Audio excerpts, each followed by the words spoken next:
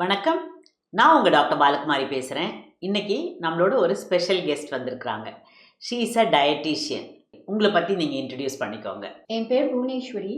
I'm a consultant dietitian. 6D health கேர்லேருந்து வரோம். 6D health care அப்படின்னா nutrition and lifestyle modification based company. குண்டாக இருக்கிறவங்களுக்கு wait குறைக்கிறதுக்கு, பீரியட்ஸ் அவங்களுக்கு இர்ரெகுலராக இருக்குது அப்படின்றவங்களுக்கு என்ன மாதிரி உணவு சாப்பிடணும், எக்ஸசைஸ் பண்ணணும், அண்ட் தென் அவங்களுக்கு ப்ரெக்னென்ட் ஆகிறதுக்கு முன்னாடி அவங்க கொஞ்சம் வெயிட் லாஸ் பண்ணிவிட்டு ப்ரெக்னென்சிக்கு, இன்ஃபெர்டிலிட்டி ட்ரீட்மெண்ட் இருக்கிறவங்களுக்கு என்ன மாதிரி அவங்க உணவு சாப்பிட்லாம், எக்ஸசைஸ் பண்ணலாம். அதே நேரங்களில் ப்ரெக்னெண்ட்டாக இருந்து வெயிட் ரொம்ப ஜாஸ்தியாக இருக்காங்கன்னா அவங்களுக்கு என்ன மாதிரி அவங்க உணவு எக்ஸசைஸ் எல்லாம் பண்ணணும்.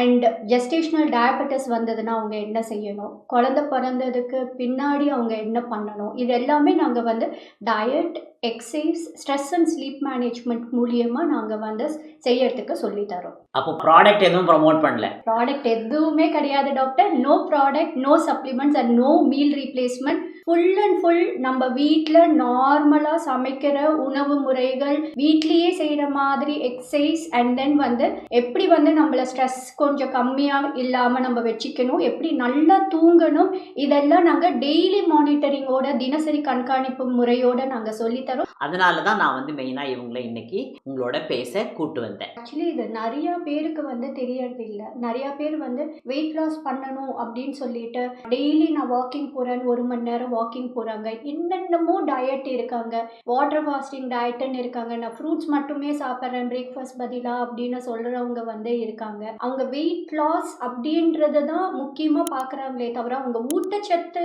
இருந்து அவங்க வெயிட் லாஸ் பண்ணுறாங்கன்றதை பார்க்க மாட்டேன்றாங்க. புவனேஸ்வரி, எனக்கு ஒரு ரிக்வெஸ்ட். இப்போ ஒருத்தவங்க குண்டா இருக்கிறாங்க, அவங்களுக்கு ஹீமோகுளோபின் கம்மியா இருக்கு, ஹீமோகுளோபின் இம்ப்ரூவ் ஆகணும், ஆனா வெயிட் ஏறக்கூடாது. எனக்கு ஒரு ரெசிபி சொல்லுங்க. மார்னிங் எந்திரிச்ச உடனே ஒரு டீ காஃபிக்கு பதிலாக ஒரு ஸ்மூதிலேருந்து ஸ்டார்ட் பண்ணுறது. ஸ்மூதினா உடனே பாலில் நட்ஸ் அண்ட் ட்ரை ஃப்ரூட்ஸ் போடுறத நான் சொல்லலை. ஒரு கீரை வித் கொஞ்சம் கருவேப்பிலை அண்ட் கொத்தமல்லி அப்படின்னா கொஞ்சோண்டு ஒரு 2 இலை, ஒரு பாலக்கிழை எடுத்துக்கிட்டிங்கன்னா அதில் இவ்வளோ பங்கு நீங்கள் கருவேப்பிலை எடுத்துக்கோங்க, இவ்வளோ பங்கு நீங்கள் கொத்தமல்லி எடுத்துக்கோங்க.